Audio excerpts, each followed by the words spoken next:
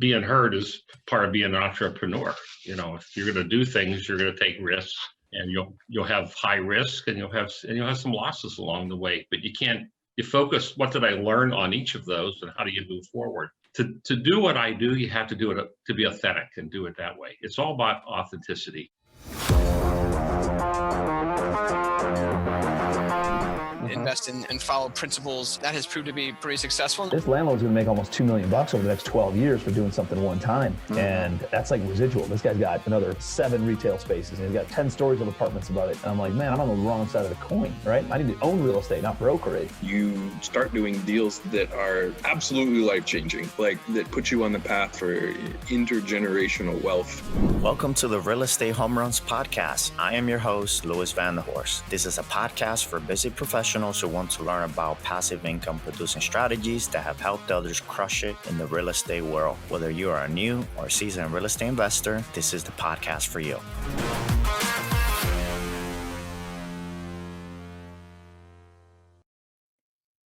Hello, and welcome to the Real Estate HomeRuns podcast. In episode 8, we are interviewing Craig Poole. We are thrilled for today's interview because Craig is the president of DoubleTree by Hilton in Reading, Pennsylvania. Craig is a remarkable leader and businessman. He is a firm believer of giving people second chances, and that plays out in his work. In this episode, we talk about being a servant leader, the benefit of financial literacy, and what it means to lead the #1 DoubleTree in the world. Today, we have a very special guest, Craig Poole, the president of the DoubleTree Hilton in Reading. Craig, thank you for joining us. Thanks for inviting me, Louis. I appreciate it. It's an honor. So, Craig, tell us a little bit more about yourself before we get to today's topic. Well, I'm not 25 years old, you can see. But so I've been in Reading about 10 plus years, and I've been in the hospitality business for 55 years. So that puts me up there in age. This is my retirement program. It's working in Reading. My past has always been hospitality. I specialize in broken communities, marginalized people. For most of my life, that's what I've focused on, and that's built my success. I've been vice president of two large companies, and I built one of the top 10 jazz clubs in the world. I owned for 17 years in Pittsburgh, in the inner city of Pittsburgh, where it was depressed and gangs were there. And I started hiring gang members, and they taught me the street very well. And so for 17 years, it was one of the top jazz clubs in the world. And then how did you get connected, or what made you want to get into jazz? Well, I bought a property that was bankrupt in this inner city of Pittsburgh, in a blighted area. Okay. And jazz it's an equalizer. It's probably the most diversified, inclusive music in the world. You can be rich or poor, or of any ethnic group, and it speaks to you. And it's like a security guard. Like if you're in a bad mood and you walk into a jazz club and you want to hurt somebody, you'll leave because it doesn't create the ambiance of anger. And I put it in there. I put jazz in on purpose to help change it, to see if it would work, and it did. So it was a very popular place. It did very well. And I took that same thing I did in Pittsburgh and I put it into a hotel, the same culture, into the inner city of Reading. And you know what it's done to Reading. It's been a major catalyst of change. Huge. Things can be positive, things can be good. And you can hire people that have been homeless or in second chances or never been in the hospitality business, and they became the #1 employees in the #1 hotel in the world in downtown Reading. That's remarkable. So whatever it is, it works. We did it in Pittsburgh, and we're doing it in Reading. And my mission now is to tell people that this can be done anywhere. It doesn't, I'm a very simple man, and I do things simple, but induplicatable. But people make it too hard. They're too judgmental. Yeah, so that's that good. Brings us to Reading. So now we have a hotel in Reading, and we're going to probably be buying another company shortly. I can't disclose it, but we're moving forward. Even in spite of the pandemic, we're moving forward. Not too many of my viewers and listeners understand that Reading at one point was the poorest city. Reading, Pennsylvania was the second poorest city with the second highest crime rate in the United States when we opened 6 years ago. It's been that long already. Wow. And I believe you have mentioned in the past that most of your employees also commute there. They walk to work. They walk to work. Right. And being right in the heart of the city is a convenient location. Right. We built this not to make a lot of money, but to change a city. So this was a purposeful position. We ended up doing okay, pretty well up until the pandemic, but we'll come back again. We always put our money into the community. We put it into the payrolls. Our goal was, how do you create a 700 credit score neighborhood? How do you get people to own homes? So that's the ultimate goal and purpose was, how do you build a 700 credit score neighborhood through a hotel? And that's the real goal. And that's what drives who we hire, how we pay, where we move the hotel. Will you say you have always been entrepreneurial minded or focused? Right. And what caused that shift? Caused the shift to be entrepreneurial? Yeah, or has that always been there? It's always been there. I'm probably what they would call an outlier. So, I'm the guy that tries to take things a different way of thinking.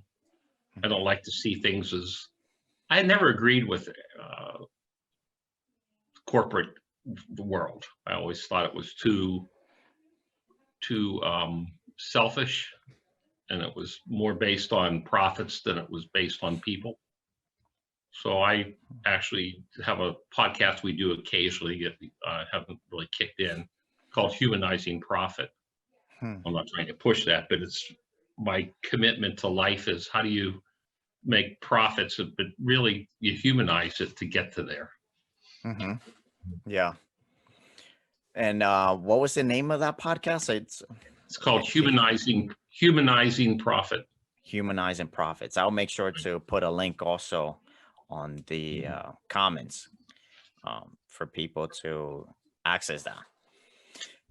Something that I have noticed is that some people want to make a change. They want to value people over profits more, and sometimes get hurt through the process. They don't understand that, yes, you can still make some profit and still help people and give people second chances. What would you want to say or add to that, Craig? And your philosophy, I know you're big into giving people second chances, investing in those in low-income areas and revitalizing. What would you say to those people that they want to do that, they want to make a change, but are perhaps fearful of getting hurt? Well, first of all, you can't be fearful of it. It has to be part of your business plan. Being hurt is part of being an entrepreneur. If you're going to do things, you're going to take risks, and you'll have high risk, and you'll have some losses along the way. But you focus, what did I learn on each of those, and how do you move forward? To do what I do, you have to do it to be authentic and do it that way. It's all about authenticity. If I want to do it because this is a game, it doesn't work. It's not a game, it's life. It's a serious, people's lives are very serious to us. How they live is serious, and we take it very serious. And we care about their whole life. But the great thing is, you make more profit. You don't try to, you just do. Listen, I don't know the viewers, but we build a hotel in the second poorest city with the second highest crime rate on a place that nothing's been built big in 25 years. And we spent $68 million on a hotel in the second poorest city. And then our first mission was, how do we hire the people that walk to work, who never experienced a hotel like this, who never ate a great food, who never were treated like us, and they never paid like us. Remember, we were trying to create 700 credit score neighborhoods. You can't do that at $5 an hour. You can't do that at under table, pay people under the table. You got to be above board. You have to pay more people. You know, I started some people off at $10 an hour, and in 3 years they're making $60,000 a year, and they were able to buy homes. Between November last year, or this year, not last year, and March this year, right before the pandemic, 5 people that work for us that started at minimum wage 5-6 years ago all bought homes. $100-some thousand homes, not $30,000 homes, but they were spending in the hundreds because their incomes were high enough now, and their credit was stabilized, and their lives were stabilized, and they felt good about themselves, and they ended up buying homes. And their credit scores are up. That's what the key was. Yeah, it's a big factor there. So I don't think many people would put $68 million down on a building in the second poorest city with the second highest crime rate, where nobody wanted to go, but we did it, and it worked, and it became famous. #1 DoubleTree in the world. That's incredible. Yeah, 4 years straight. It got the biggest awards that Hilton passes out. What are some things that you feel like make the culture at DoubleTree unique? And I feel like you mentioned some of those pointers. Would you mind elaborating a little bit more about that? Sure. So when you have a business, and let's just say ours is a hotel. It could be yours is a home that you're turning around. How do you treat the people? How do you treat them to be selfless? How do you love them where they're at? And I think that's what we do. We love people where they're at and who they are. It doesn't matter what you did before. I don't care what your life happened. If you were in jail for 20 years, I'm sorry you went through that. What did you learn while you were in jail? Do you look like you have hope in your life and you want to improve your life? That's what I need. And that's who I meet that day. And then if I think that you're going to be great and we can help you be great, and we think that you have hope in your eyes and your heart and your soul, then you're very employable to us. What you did in the past doesn't matter. So we hire you. That's loving people where they are. Not worried about their past, not worried about the debt that they incurred, but where are we going to get them moving forward? That's what we do there. And when people know you do that, they're more loyal to you. They're very loyal to you. They're easy to move, easy to direct. So I have a concept in our hotel, or my life, and I call it not servant leadership. And that's what everybody's saying now. Servant leadership is the hot number. And it is. It's a very important way to lead people. But everybody has a different concept of servant leadership. And like I said earlier, a few minutes ago, I don't like to follow the norm. So I have a word called fellowship, and it's follow me and I'll be behind you. So if you follow me, then I know you trust me. If you follow me, then my behaviors have to be worthy of you following, right?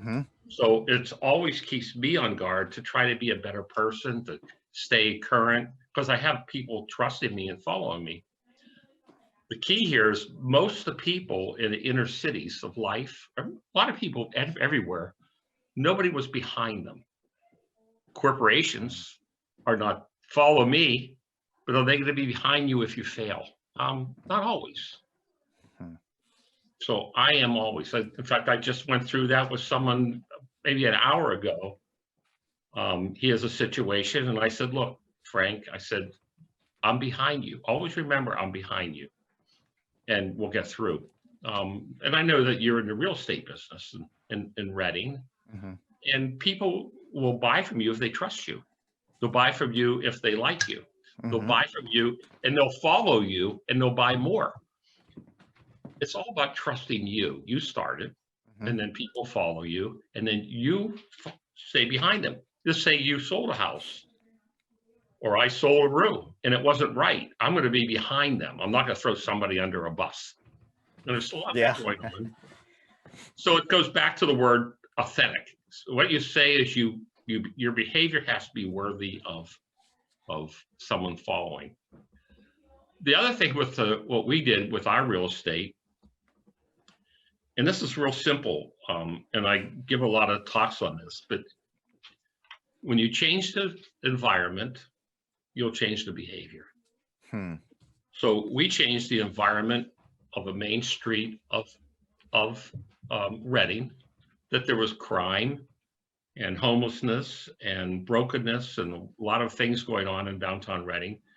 We changed the environment by putting the hotel in, and it was first class, and we keep it that way. We keep it clean. I don't ever have someone clean my sidewalks or anywhere. You'll never see dirt. It's rated as one of the cleanest hotels in the country. And people could go on TripAdvisor and look it up, or go wherever you want, and you're going to see people write about how clean it is and safe it is. And where it's located, you would never say that 6 years ago. Yeah. We changed that environment, and we changed the behavior, not only the behavior of the people working there, but the behavior of people walking down the sidewalks. Someone said, what do you do about all the bad people walking down the sidewalks? I said, well, they will either change the clothes they wear, because we're going to be out front with nice clothes on, or they'll change where they walk. They'll walk a different direction. Yeah. But it will change the behaviors, and it did.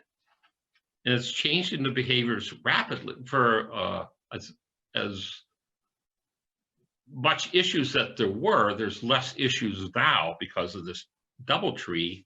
Was an environmental changer that changed the behaviors of people, what they think about themselves, my self-esteem, not mine, their self-esteem.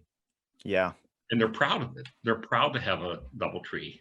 They're proud to have this hotel in their city. And then they go home, and the people that work for us, they're proud of where they work. They go home and they eat better because we feed them better. In our hotel, we tell people the great food isn't just meant for rich people, it's meant for all people. So in our hotel, we have a cafeteria where every day the employees come in and they get fresh fruit, we take them off flour, salt, and sugar, because flour, salt, and sugar is unhealthy, and it creates obesity, diabetes, and heart things. So we said, well, let's feed everybody properly. And this, when they take a break, let's let them, all the housekeepers come in and grab buckets of fruit and put it on their cart instead of chips. And so we changed the behavior in their work, and then they changed the behavior in their home. You'll never walk through a hallway and see paper on the floor. Not just because we want to keep a clean hotel, but because we wanted people, when they walked home, to keep a clean neighborhood. So everything was purposely about how do you change a city and how do you change lives and have ownership, right, of your community. Yeah. And you can do that in a business. How many people you manage, or how big is your staff right now? Well, right now it's we went from 209 before the pandemic to maybe we have 40 right now. Okay. Yeah, we were down to 17 at one point, but now we're at 40. And actually, I'm being Reading tomorrow. We're going to talk about adding more people now, because you got to get ahead of, before the things reopen, you have to be prepared to reopen. Have the staff in place, so ready to go. Right. So we're going to have a big meeting tomorrow at the hotel about how we're going to layer in people. And then I'm also acquiring another company. So how are we going to do that successfully? Yes. And I appreciate what you share about servant leadership, following, being the leader, fellowship. Yeah.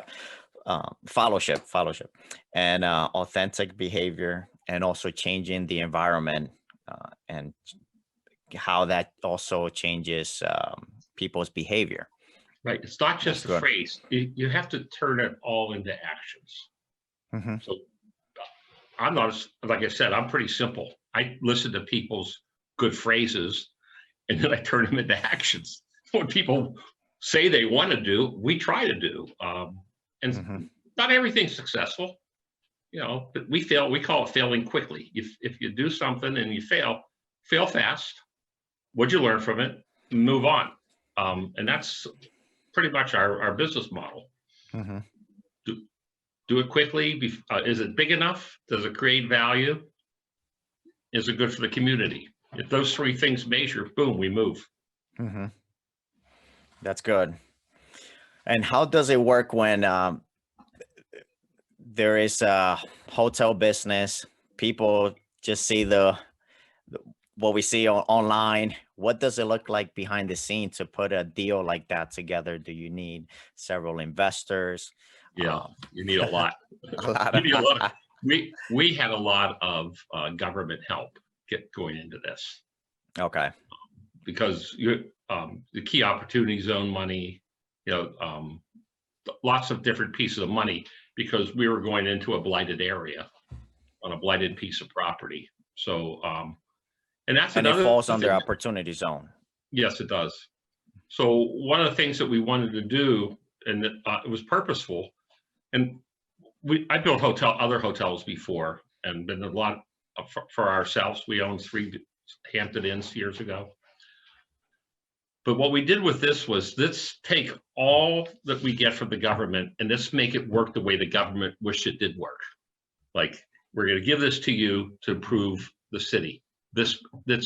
We never varied from that and said, let's take care of ourselves.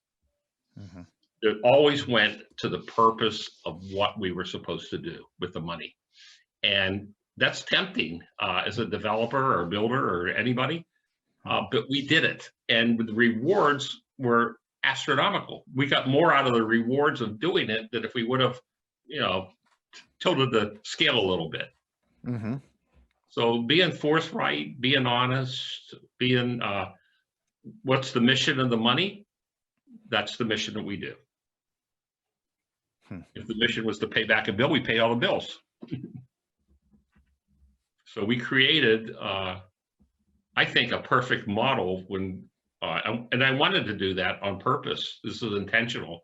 I wanted to build a perfect model of the government and banks and everybody lending money in an underprivileged area to a business that actually took the money and created what they were wishing for, their dream, making dreams come true for the lender as well.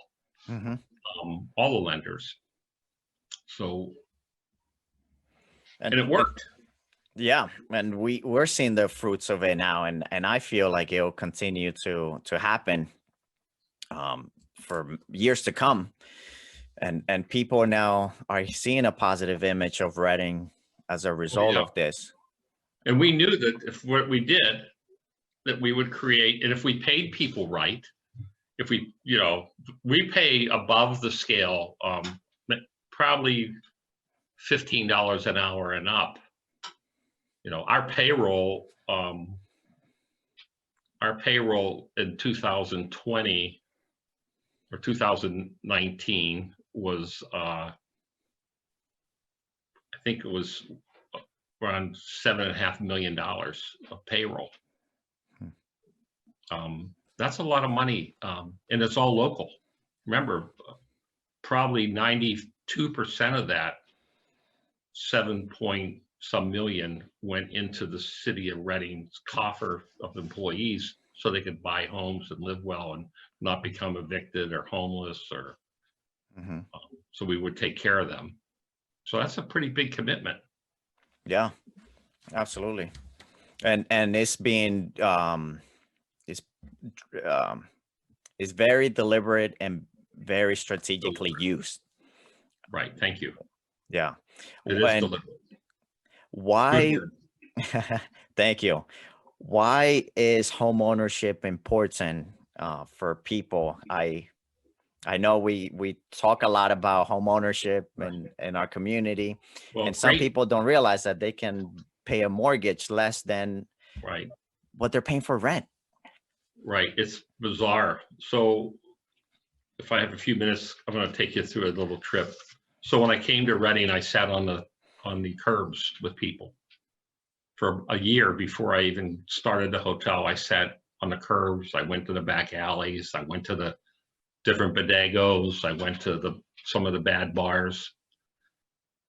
And I wanted to hear the story of people, why they were there, why people were running and hiding, and why they were so upset. And I ran into a large homeless community. So I thought, well, I'm going to see why they're homeless. And I found out on my own, this is just a Craig Pooleism, that homelessness wasn't the biggest issue in Reading, it was evictions. So I started following the eviction processes and how many people were evicted. And it was very upsetting to me personally that how many people were homeless because they made bad decisions, or evicted because they made bad decisions. And there was a lot of bad landlords who were taking their 1 or 2 month deposit, knowing that they weren't going to be able to keep the apartment. So they would have an apartment that's say for $1,000 a month. They want $2,000 down and $1,000, so they have three grand in, knowing that these people aren't going to be able to survive the agreement. So they automatically make $2,000 upfront money that they keep for the deposit. And it was upsetting because I thought, okay, they're screwed. What do we do about this? And they're controlled by the landlord. So I went to some leadership of the city at that point, and I said, look, why don't we have classes for landlords to become better landlords, so we can have better tenants? And then we can have, after we do that, we can have classes for tenants before they move into apartments, so they understand the financial responsibilities and the risk of what's going to happen. And through the eviction process, I found out that there's kids that go to families that are moving from eight evictions a year with their kids, and they're moving to 8 different schools. And that came from Dr. Moomin, the superintendent of schools. He said, this is real. I said, well, how do we stop that? Well, if we get home ownership. So I thought, okay, eviction's not the problem. Financial awareness is the problem. So at the hotel, we started giving financial awareness classes where they got a certificate. And we brought in Vision Credit. And we have a couple other banks that we were going to work with to help on credit scores and getting people lifted so they could buy houses and have a 700 credit score. Because if you have a 700 credit score neighborhood, you don't have crime. Crime drops. Kids go to college, less divorces, safer streets, and real estate goes up. Everybody wins on a 700. Win-win. Yeah, nobody loses when people are happy and they're not running from the law, or they're not frightened, running from the bill collector, moving your car every night because you don't want to get it repossessed, worrying if the lights are going to get shut off today. I live in that world. I don't live there personally, but I live there with my employees in my heart, and we try to help people a lot because they make bad decisions. But if we could get their credit scores, their financial awareness up, then they have pride. They have self-esteem. It goes back to, where's my self-esteem? Where's my certificate? Where I own this home? How do you feel when you own a home? You can walk in at night. If you put a hole in the wall, you don't have to worry about being evicted. You have to worry about fixing it. But you don't even have to worry about that. It's yours.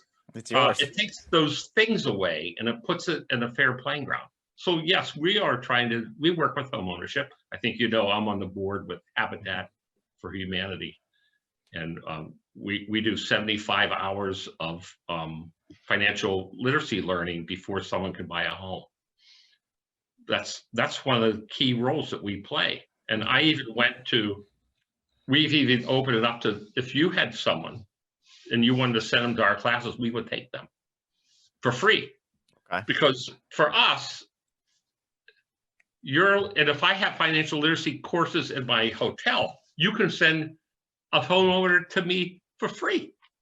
Because if the city builds up with people owning homes and financial awareness, the whole city wins and we win.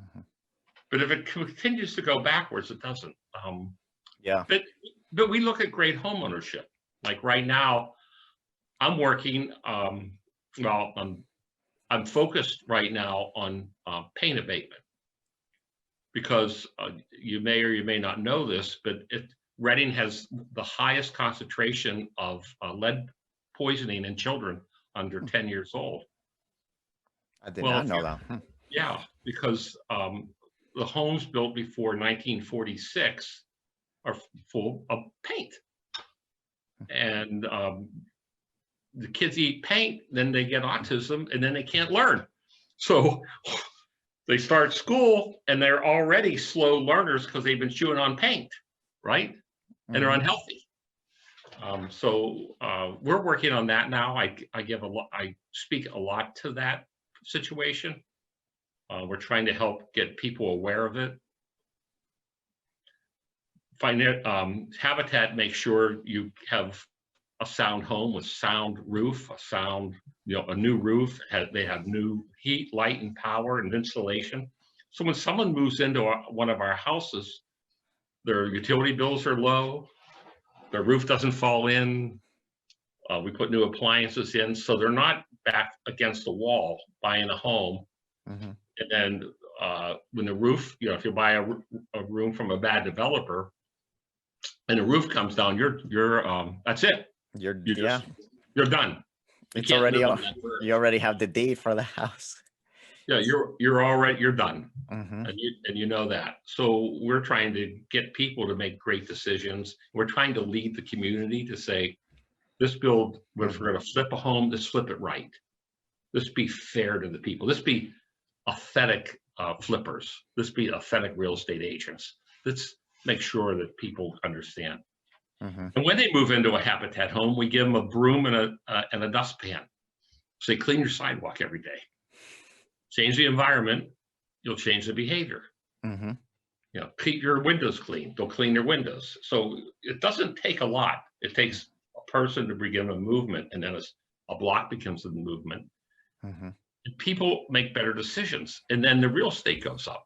So if you had an investment, and let's say you paid $100,000, and we come into that neighborhood and put 4 houses in, and we have people that are trained to be a neighbor and to keep and be a steward of their assets, then the assets all around them automatically go up with it, right? Automatic.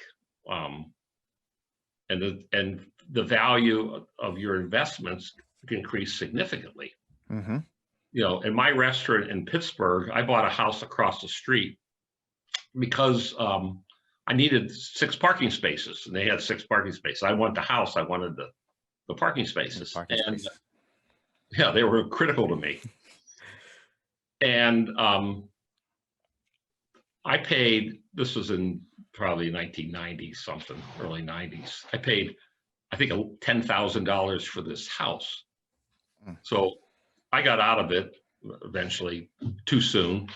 But I know that house was, that area, the houses in that area are selling for $350,000 right now. Wow. Yeah, for real. No, I didn't cash in on that like people did, but that house right across the street would probably be 300, maybe 350. That was $10,000. And also because of inflation, it goes up as well. As well, but not that high. But it went up because the jazz club was there. It created a new environment, a new behavior. My dog, I'm sorry. It's okay. Hey, I can edit that part. sorry about that. It's okay. The mail came, and that's what it is. I'm still waiting for. I order a package, and I'm still waiting for it. The USPS must be really busy during this time. Yeah. Okay. So and how many properties in a year does Habitat remodel? Well, that's a good question. Not as many as we should, but right now we're trying to gain control of the whole area. So Okay. we've been working this year on gaining control of most of the houses and the land around it, so we can do a major project. Okay. So we're hoping to have maybe this neighborhood will be off of Tupahocken Street, maybe 11 homes, 12 homes. But what we want to do is create parking. We want to create the environment. We want to go into the elderly people that are around there, and instead of displacing them, how do we go in and we're looking for funding through the insurance companies to go in and fix their homes. So if we went in and fixed an entranceway where someone might, if you trip and fall, if you're elderly, it's over $100,000 in insurance to pay for your hip. I said, so we met with some people recently, and I said, if you gave us $20,000, we could go in and fix all the thresholds, we could fix the floors. We win, they win, and you save $100 some thousand. Yeah. And we make their house presentable so it fits the neighborhood, and we make it look nice. So when they pass or whatever they do with the home, it creates the higher value for everybody, and it builds self-esteem into the neighborhood, so they'll keep the neighborhood cleaner. So it's all about empathy for the people living there, and being the leader of change in a neighborhood. We only do so we don't do spot housing. We do cluster housing. Can you elaborate on that? So we don't build one house in a neighborhood, another house in a neighborhood. They used to do that before I joined the board, but now we only focus on clusters, 4 homes, 10 homes. Time. Gotcha. Yeah, in a neighborhood, and we try to. Our goal was, how do we make a healthy neighborhood, healthy living? How do we do it so well that we change a local store around us? We're looking for little banks to come in. So we're not just building homes, we're trying to build a community. Not that we're the builders of it, but we could be the attractors of it. Yeah, and also encourage others to want to be part of that change as well that's taking place. Right, and put my employees in them. Yeah. Some of them can't get in because they make too much money now. That's a good thing for them. Yeah.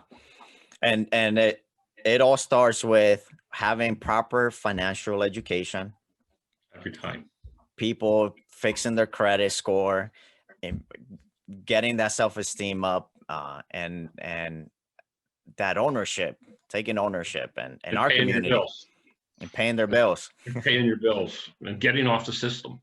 It's hard to get someone off the system. Family of 5 with 2 adults and 3 kids or 4 kids. It costs about $48,000. That's what the state gives them to be sucked into the system. Yeah, I know that. Yeah. Because I'm trying to pull people out of the system, and that's why I started somebody at 40,000 and found out that this person still had trouble. So I said, let's move it to 50. And then I moved it to 60.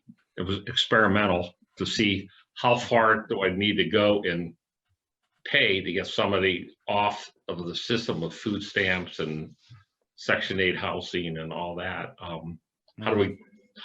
But it's expensive to do that, but it's worth it because it's a life. It's lives, and they change. Yeah. You know, what's a life force? Yeah. It's priceless. It is. So you can change a whole family. And people say, well, I can't do that because I don't have the money. We didn't have the money either, but God will give you the money. I'm not trying to be a preacher, but he gave it to us. Yeah. Put us out. We didn't expect anything, but this is what happens. You know, they say give and you'll receive tenfold. With it happens. Those are true. And we're an effect of that. People study that. We have different companies come to study what we're doing. We have somebody did a doctorate program on servant leadership. Our whole doctorate thesis was on the leadership of the hotel and what happened to the community in the hotel.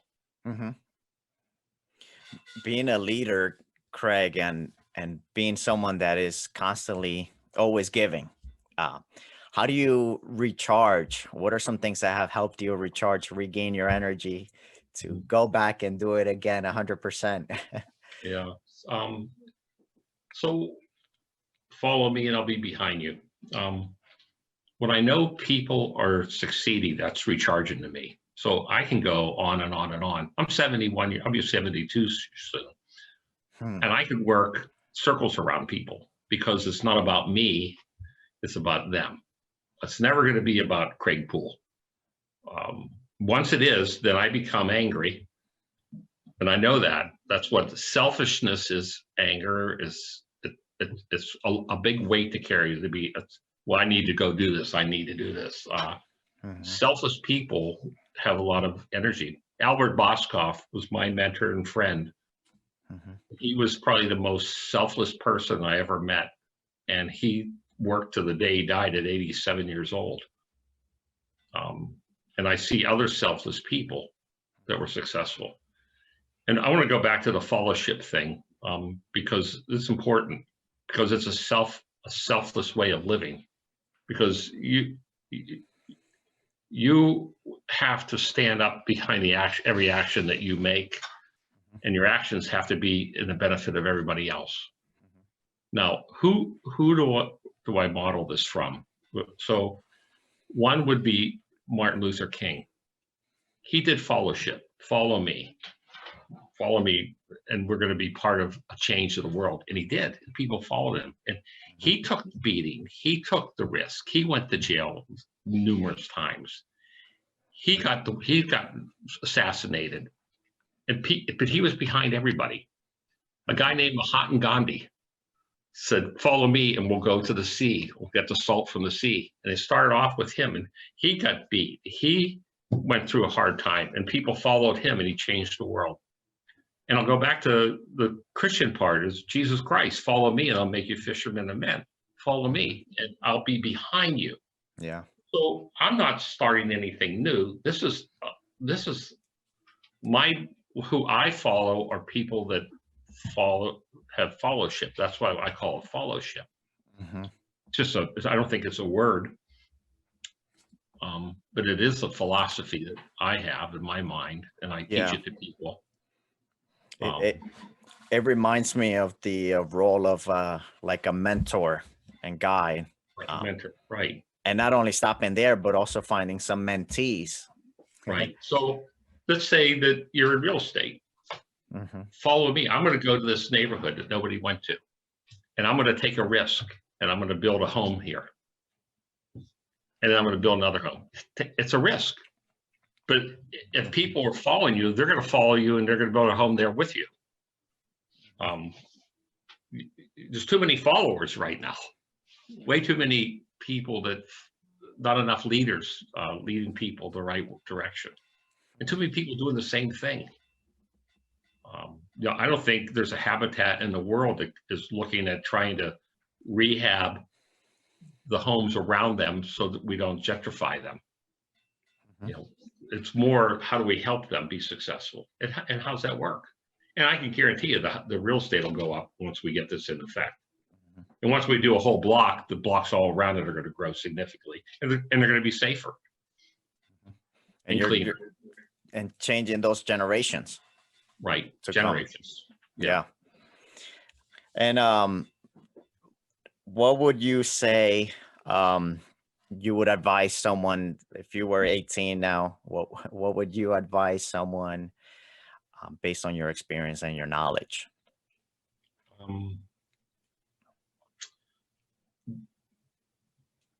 Read a lot, stay current, learn quickly, fail fast and learn from what you fail from, and stay on point to what your purpose is.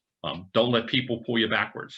If the fire in your belly is to build 1,000 homes, then don't let somebody tell you can't. That's where the fire is, in your belly, not theirs. And you got to follow that, and you got to follow what you believe in, and stay focused on it. What you focus on will get done. That's a fact. If you lose focus, that's your problem. We've never lost focus on the DoubleTree. It's still going to do well. It's not going. In spite of this horrible world, all this going on in our business, and be resilient. Probably be resilient is probably. People say that's what my one gift is: resiliency. I can't knock me down. Yeah. You're not. I'm on a mission. Where's your mission? You're 18 years old. You're 19, 20 years old. Where's your mission? Follow your mission. Follow the fire in your belly, and do it, and make it happen. Don't talk about it. Too many people talk about it. Well, I'm going to do this. And don't get mad if somebody else did it. That's your fault. We always say, I am the problem. If you're the problem, then be the solution. If you see something in the city that you want to latch onto, then latch onto it. There's a whole lot of things I wish I would have done. I passed up lots of, one of my favorite stories is years ago in the 1968, Disneyland was in LA, and they were building a place called Disney World in Orlando, Florida. And I lived in Fort Lauderdale, and I was in the hotel business back then. And I was young. I was 18, 19 years old. And Disney came to me, an executive from Disneyland came to Fort Lauderdale and met with me and said, we'd like you to come to Disney World, this place we're building in Orlando, Florida. And I thought, are you kidding me? There's already a Disneyland in California. Why would you go to Orlando? Orlando has frost, and it's full of orange trees and grapefruit trees, and it's not even on the ocean. So I figured out why it would never work. And I didn't take the job, and so goes life.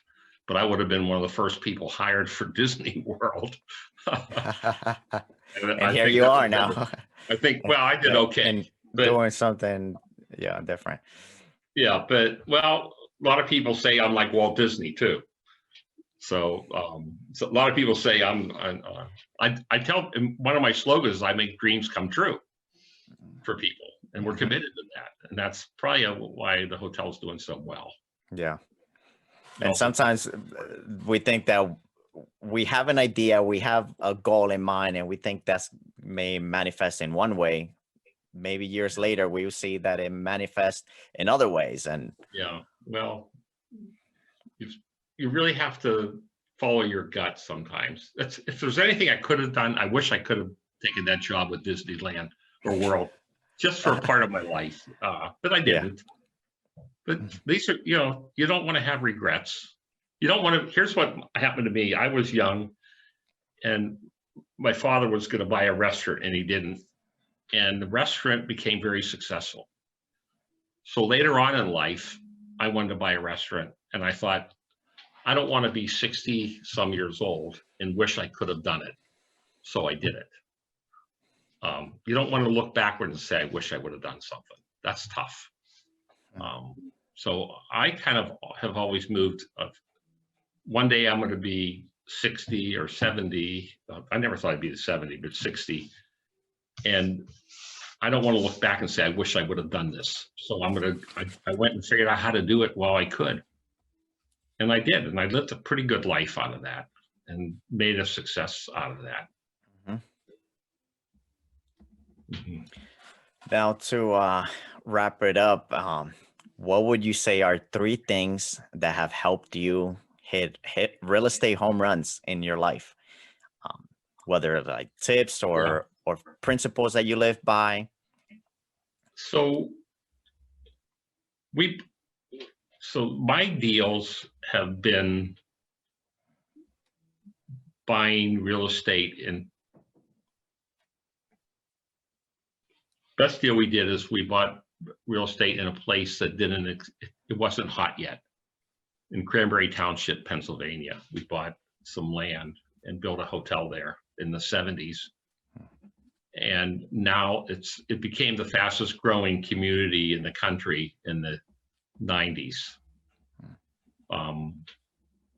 So being a pioneer, so I would say one would be taking risks, being a pioneer. You'll make the biggest gains. I've always been probably the first one to do something.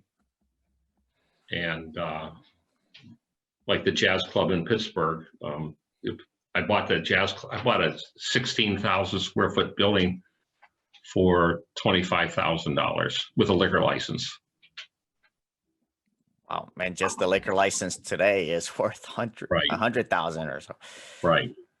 And we ended up turning it into a world famous jazz club. 1,000 people a night would come there sometimes. I mean, you could figure this, you do the math. It was a pretty good place to be. But we did the same thing there. We poured our money back into the community. So pouring your money back into the community is important to me, because the community that's your neighborhood. You got to take care of your neighborhood. If you're a business, if you're a hotel, whatever you are, that's where you live, and you got to invest in that. And you got to help it and make it if it's not a friendly community, then make it a friendly community. It's your responsibility. If it's not safe, make it safe. People say, well, my neighborhood's not safe. Well, then become the change you want to see. You become that change, make it safe. It's a matter of knocking on a door and saying, hey, you're not making this safe. What do we need to do about it? Sometimes that's all it is. It's not as hard as what people make it. You know, if the house next door to me isn't clean, like I have a house I'm in right now in the inner city of Pittsburgh that we own. And we bought this house. There's been a couple murders around us. I didn't have to live in the inner city, but I wanted to live there because I wanted to be part of a change. And we've been here 20 years, this house. And we fixed it up nice. We didn't show off. Inside, it's very nice. Outside, it looks like a nice city home. And then all of a sudden, the next door neighbor fixed their home up, and the next door neighbor fixed their home up. And pretty soon, everybody's home's fixed up. And now, I don't know what the real estate is. It's probably, I'd say, double, 2.5 times value now, maybe more. I don't even know. But that's what people do. They start changing and you change. So you have to become the leader of that change if that's what you want. But if you don't help make the change, you have no business complaining about it. Then just lock yourself in your door. Find the person that wants to change. That's right. Find the person, find the leader. You should want that in a neighborhood. So I think that's what we do, is we create the change around us.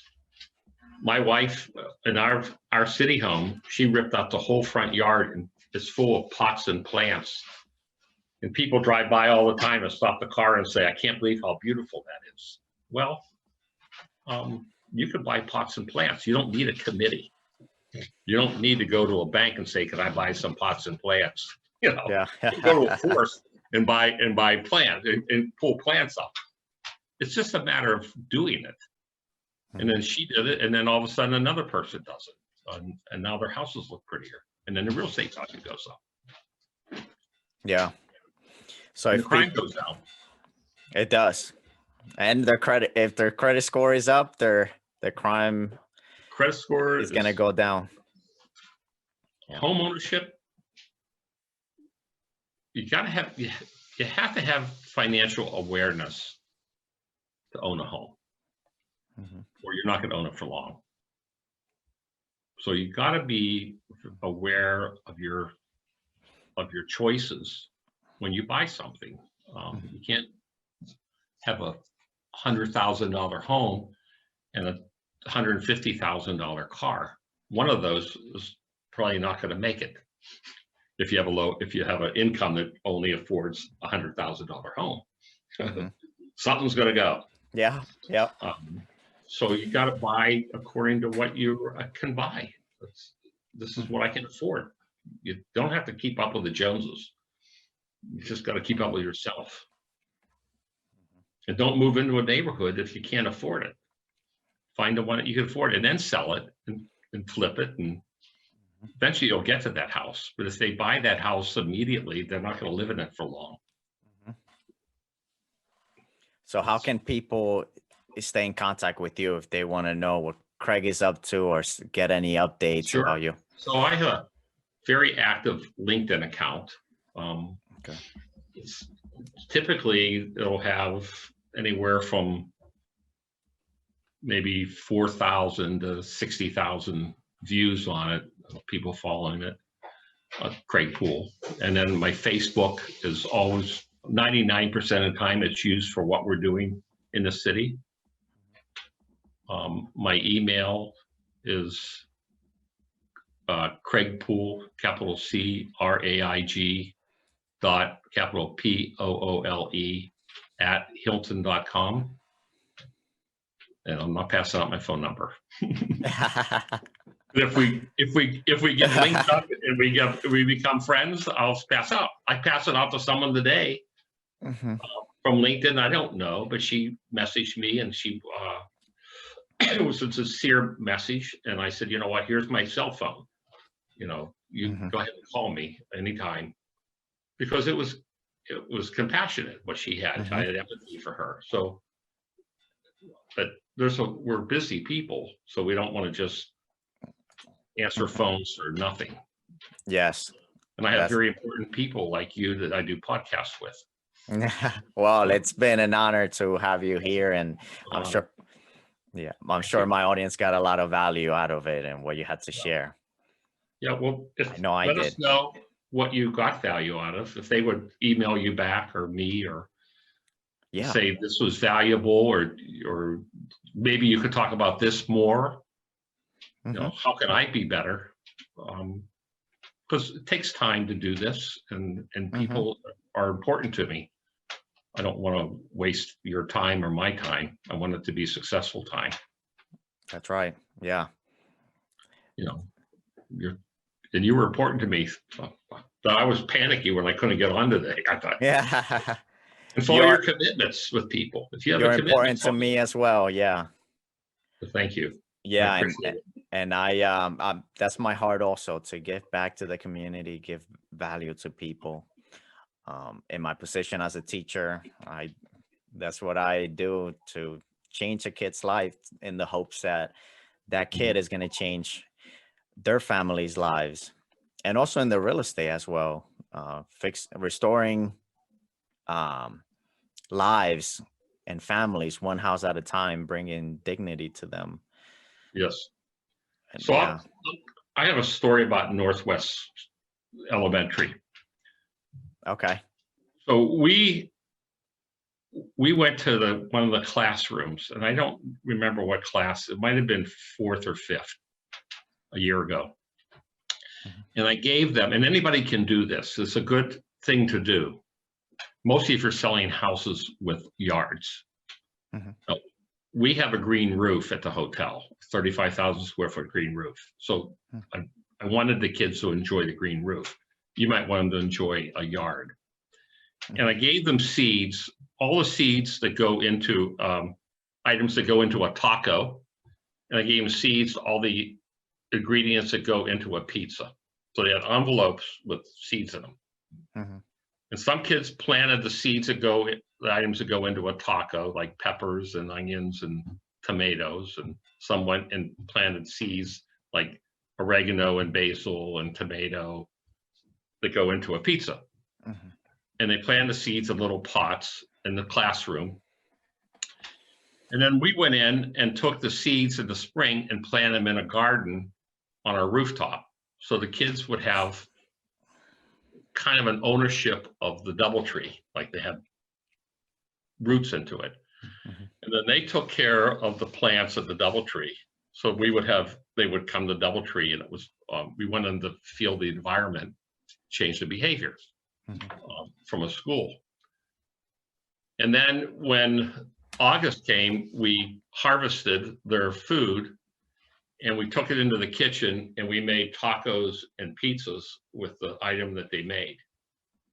So that way the kids could see from seed to root to product to enjoyment of an item. And you can do that. So maybe if you sell a house, you did the same thing. You gave people items that go into a pizza or items that go into a taco, and you follow up with them throughout the year. So a little connection, not just selling the house, it's a connection of selling the house. It's the heart.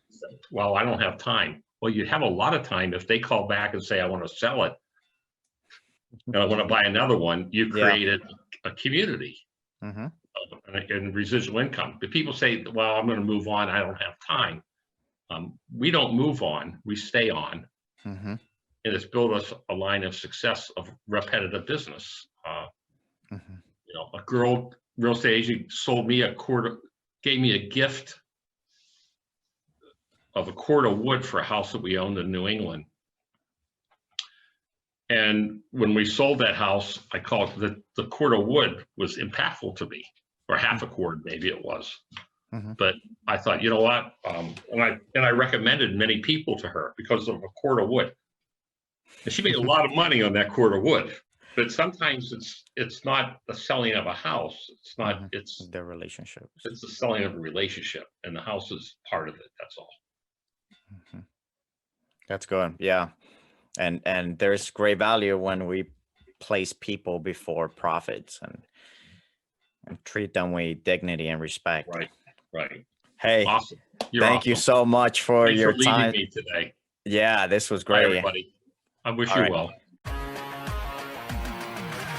We hope you enjoyed this interview and got some value out of it to help you in your real estate investing journey. If you can take just a minute, please do us a favor and leave a review. Hit the like button on iTunes or whatever platform you listen to our podcast on, and subscribe so you can hear future episodes. Also, don't forget to check out our Real Estate Home Runs Podcast Community Facebook group, where you are able to connect with some great listeners. If you're an investor who is crushing it and want to share some information centered around passive income in real estate, please contact us. Hit those home runs, and we will see you next time.